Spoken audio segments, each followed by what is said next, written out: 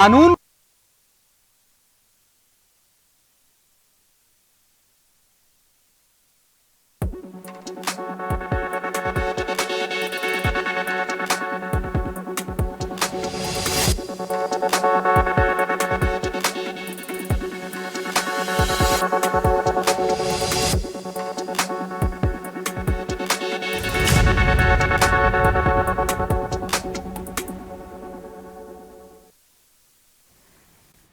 नमस्कार। उत्तराखंड के इस खास बुलेटिन में आप सभी का स्वागत है। मैं हूं आपके साथ प्रियंका तिवारी। खबरों को विस्तार से जानेंगे, लेकिन उससे पहले एक नजर हेडलाइंस पर। मसूरी देहरादून रोड पर हादसा, कार अनियंत्रित होकर खाई में गिरी, 6 लोगों की मौत, 2 लड़कियां घायल, हायर सेंटर किया रेफर। मसूरी घूमने आए थे सभी लोग। उत्तराखंड के जंगलों में बेकाबू हो रही आग, 24 घंटे में 64 जगह धधके जंगल। सीएम धामी ने बुलाई हाई लेवल मीटिंग। नैनीताल में आग बुझाने के लिए कई राज्यों के प्रशिक्षुओं को दी जा रही ट्रेनिंग। दिल्ली में स्कूलों को बम से उड़ाने की धमकी के बाद उत्तराखंड में भी पुलिस अलर्ट मोड पर। शिक्षण संस्थाओं को दिए आवश्यक दिशा निर्देश, रखी जा रही कड़ी नजर। हरिद्वार पुलिस को मिली बड़ी कामयाबी, 2 असलहा सप्लायर्स को हथियारों सहित किया गिरफ्तार, 2 पिस्टल, 3 तमंचे और कारतूस बरामद। और प्रदेशवासियों को अभी और झेलना होगा गर्मी का टॉर्चर। 7 मई तक तापमान में वृद्धि का पूर्वानुमान। 8 मई से पर्वतीय क्षेत्रों में बदलेगा मौसम। उत्तरकाशी, रुद्रप्रयाग, चमोली, पिथौरागढ़ और बागेश्वर में हल्की बारिश की संभावना। बढ़ेंगे खबरों की ओर। मसूरी देहरादून मार्ग पर चूनाखाल के पास शनिवार सुबह करीब 5 बजे एक वाहन अनियंत्रित होकर गहरी खाई में गिर गया, जिससे हादसे में 4 युवकों समेत 6 लोगों की मौत हो गई है। वाहन में कुल 6 लोग सवार थे। हादसे में 3 की मौके पर ही मौत हो गई। घायलों को खाई से निकालकर अस्पताल पहुंचाया गया, जिसमें से 3 और लोगों ने दम तोड़ दिया है। हादसे में जान गंवाने वालों में 4 युवक और 2 युवतियां शामिल हैं।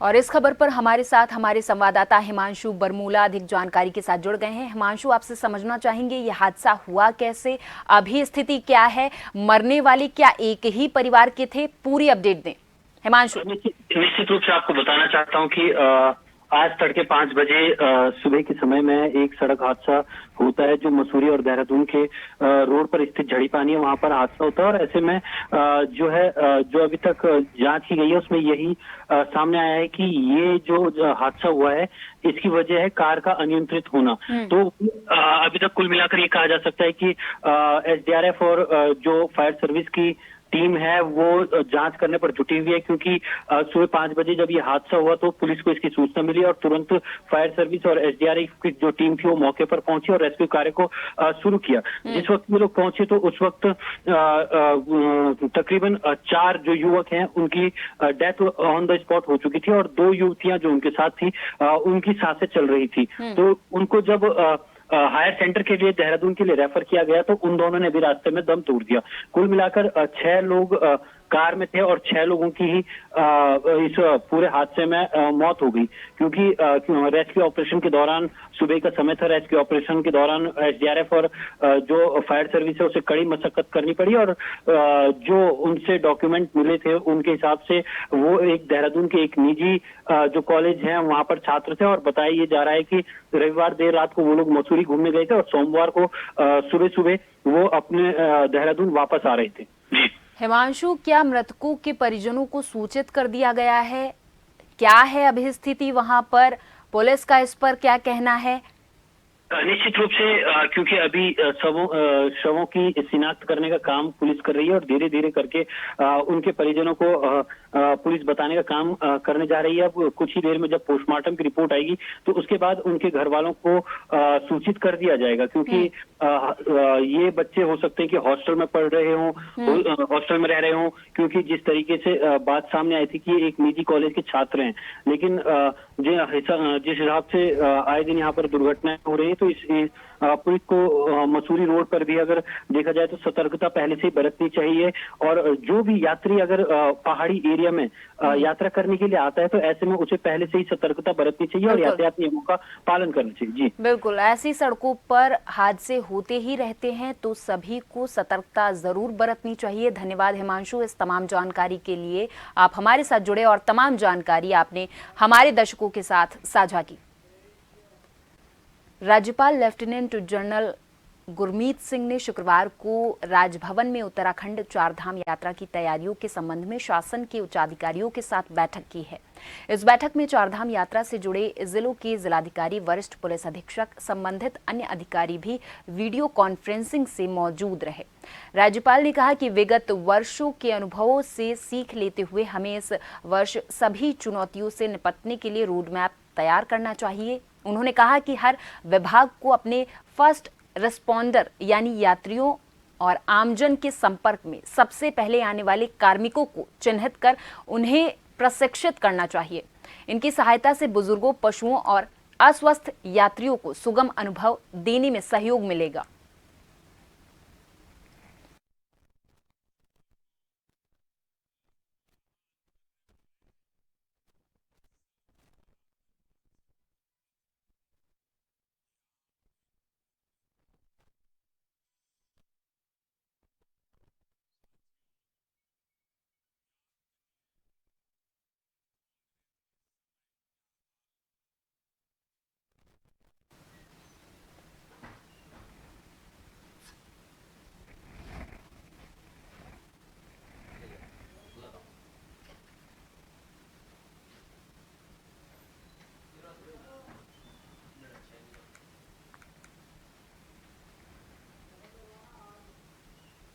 राजभवन में उत्तराखंड चारधाम यात्रा की तैयारी।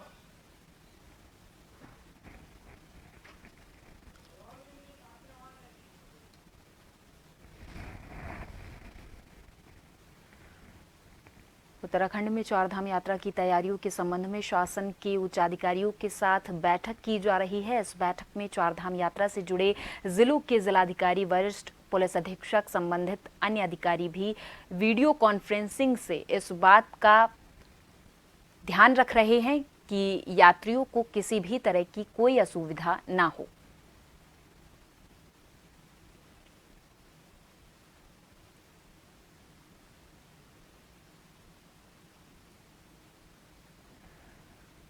बता दें कि 10 मई को चारधाम यात्रा शुरू होने वाली है, जिसको लेकर उच्चाधिकारी लगातार बैठकें कर रहे हैं और इस बात का विशेष तौर पर ध्यान रखा जा रहा है कि यात्रियों को किसी भी तरह की कोई असुविधा ना हो।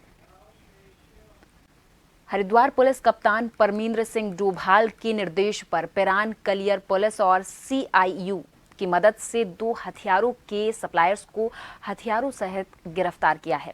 पुलिस ने इनके कब्जे से 2 पिस्टल, 3 तमंचे और कुछ कारतूस बरामद किए हैं। इस मामले में SP देहात स्वप्न किशोर सिंह ने बताया कि इन सप्लायर्स के गिरफ्तार होने के बाद पुलिस को संभावना है कि अब कई बड़ी घटनाओं के खुलासे भी हो सकते हैं। बता दें कि मंगलौर क्षेत्र में बीते दिनों हुई युवक की नृशंस हत्या के बाद अवैध असलहा सप्लाई होने की बात सामने आई थी, जिसके चलते SSP हरिद्वार के आदेश पर पुलिस और CIU की टीम अवैध हथियारों की सप्लाई करने वाले लोगों की तलाश में लग गए थे, जिसके नतीजे में अभी 2 सप्लायर्स को हथियारों के साथ गिरफ्तार करने में कामयाबी मिली है। दिनों मंगलौर में एक युवक की हत्या में अवैध हथियार प्रयुक्त होने पर का संज्ञान लेते हुए SSP हरिद्वार सर के द्वारा ऐसे अवैध हथियारों की खरीद फरोख्त करने वाले व्यक्तियों को, अपराधियों को चिन्हित कर उनके विरुद्ध प्रभावी कार्रवाई करने के निर्देश दिए गए थे। SSP सर के द्वारा दिए गए निर्देशों के अनुपालन में CIU रुड़की और कलियर थाने की संयुक्त पुलिस टीम के द्वारा 2 अभियुक्तों आसिफ पुत्र मकसूद और साहिल पुत्र मुरसलीन निवासी गंगनहर क्षेत्र को गिरफ्तार कर उनके कब्जे से 2 पिस्टल, 3 तमंचे और जिंदा कारतूस आदि बरामद करने में सफलता हासिल की गई है। दिल्ली की ओर आ रही तेज रफ्तार private double storey Volvo bus Narsan border पर बनी पुलिस चौकी को टक्कर मारते हुए पलट गई है।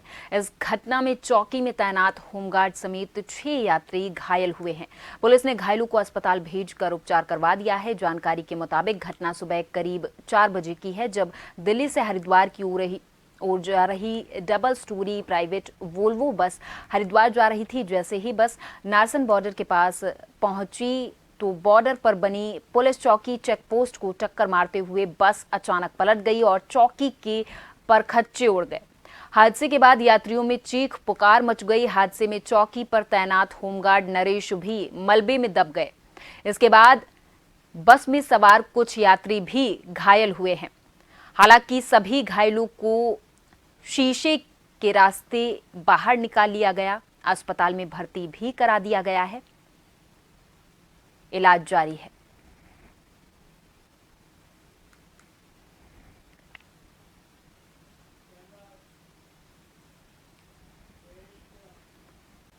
दिल्ली में स्कूलों को बम से उड़ाने की धमकी के मद्देनजर अब उत्तराखंड में भी पुलिस अलर्ट मोड पर आ चुकी है। जहां एक ओर खुफिया तंत्र को मुस्तैद किया गया है तो वहीं शिक्षण संस्थाओं को भी आवश्यक दिशा निर्देश जारी किए गए हैं। इसको लेकर Uttarakhand ADG law and order AP Anshuman ने कहा कि धमकी वाले मैसेज भले ही दिल्ली में प्राप्त हुए हैं, फिर भी एहतियात के तौर पर सभी जिलों में पुलिस को अलर्ट मोड पर रहने के लिए कहा गया है। साथ ही शिक्षण संस्थानों की निगरानी भी की जा रही है। वहीं ऐसे शिक्षण संस्थानों जहां पर अधिक संख्या में बच्चे पढ़ते हैं, उन पर विशेष तौर पर नजर रखी जा रही है।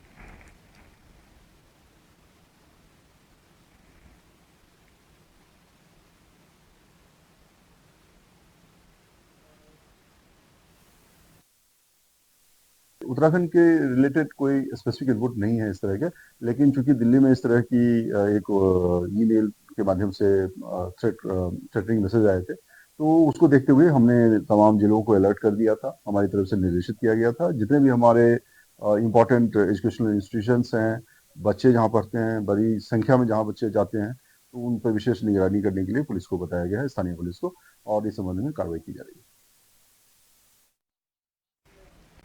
उत्तराखंड आयुष विभाग के द्वारा बाबा रामदेव की पतंजलि आयुर्वेद के 14 उत्पादों पर प्रतिबंध के बाद अब आयुष विभाग प्रदेश की अन्य आयुर्वेद कंपनियों पर शिकंजा कसने की तैयारी कर रहा है। प्रदेश में आयुर्वेद उत्पाद करने वाली कुछ कंपनियों, इनमें 553 कंपनियां जिन पर आयुष विभाग में रजिस्ट्रेशन की बात कही गई है, जो आयुर्वेद उत्पाद बनाने और बेचने का काम करती हैं। आयुष विभाग पतंजलि आयुर्वेद पर हुई कार्रवाई के बाद अब अन्य कंपनियों के उत्पादों पर भी नजर रख रहा है। सचिव आयुष विभाग पंकज पांडे का इस पर कहना है कि हर विभाग में ड्रग कंट्रोलर की रूटिंग ड्यूटी होती है, जो समय समय पर आयुर्वेद दवाइयां और कॉस्मेटिक प्रोडक्ट की गुणवत्ता का निरीक्षण करती है।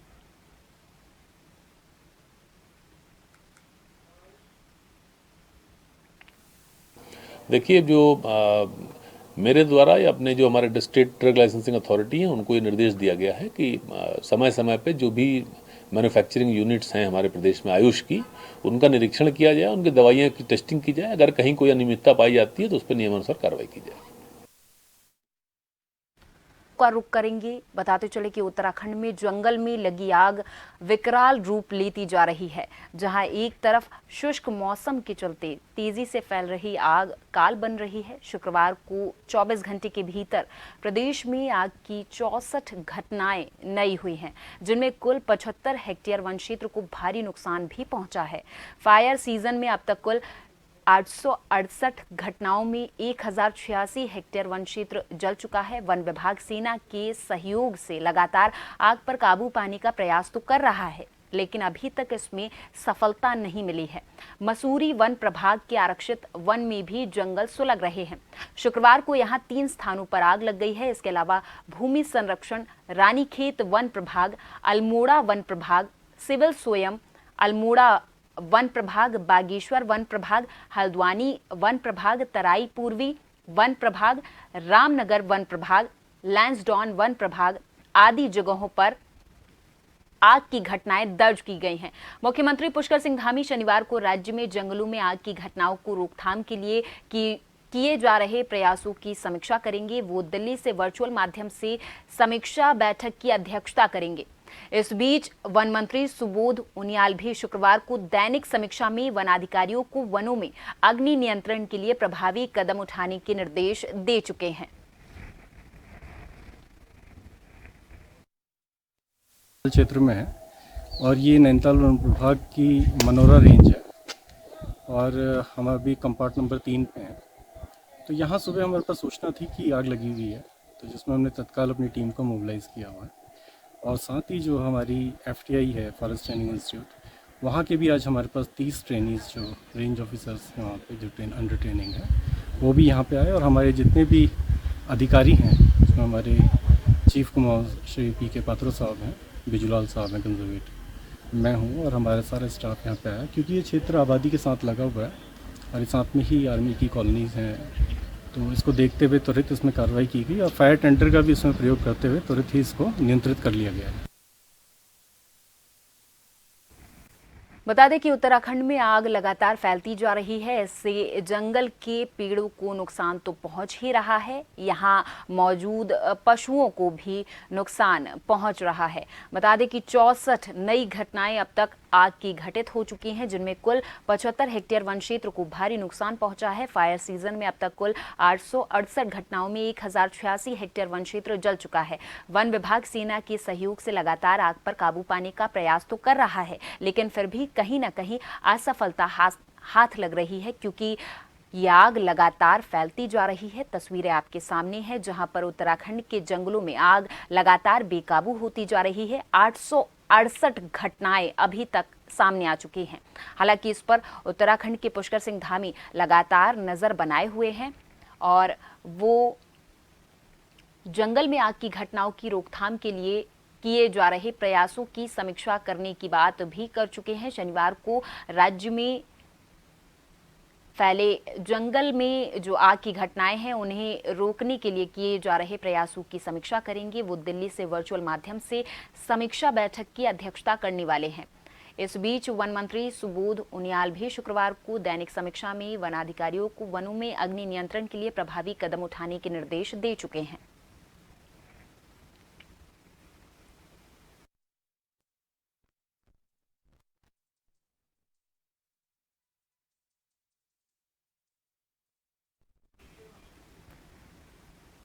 उत्तराखंड बोर्ड का रिजल्ट घोषित हो चुका है और हर बार की तरह इस बार भी 10वीं और 12वीं में लड़कियों ने बाजी मारी है।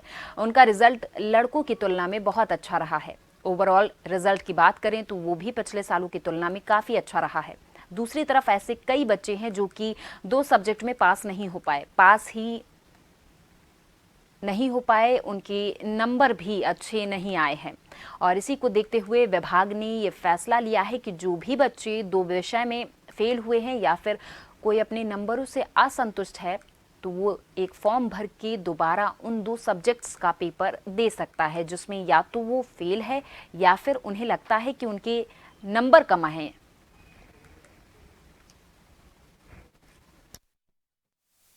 भी है किसी को अगर 2 विषयों में अगर कोई अनुत्तीर्ण है या 2 विषयों में अगर उसके प्राप्तांक कम है, जिसमें उसको लगता है कि दोबारा परीक्षा दे करके या तो प्राप्तांक अधिक हो सकते हैं या सुधर सकता है या परीक्षा में पास हो सकते हैं, तो उसमें फार्म भर के हम पूरे परीक्षा दे सकते हैं। देखिए उसका यहाँ हमने चर्चा किया था, छात्र संकेत क्रम में जैसे देहरादून की खबर छपी है, वहाँ कुल 2 ही बच्चे थे और ऐसे सारे स्कूलों को हमने सूची मांगी ली है कि जहाँ पर इस तरह का रिजल्ट आया है उसको देख करके हम लोग क्या क्या कमियाँ रहेंगी उसको ठीक करेंगे।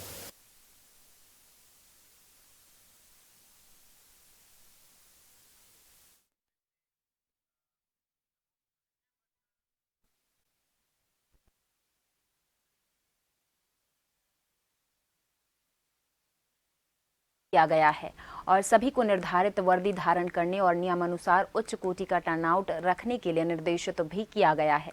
परेड में अधिकारी कर्मचारियों को प्रतिसार निरीक्षक, पुलिस लाइन लाइन मेजर और अन्य ट्रेनरों के द्वारा एक रूपता और अनुशासन बनाए रखने के लिए टोलीवार ड्रिल करवाई गई है। तत्पश्चात पुलिस कर्मियों को विभिन्न प्रकार के शस्त्रों की हैंडलिंग और शस्त्र अभ्यास भी कराए गए हैं।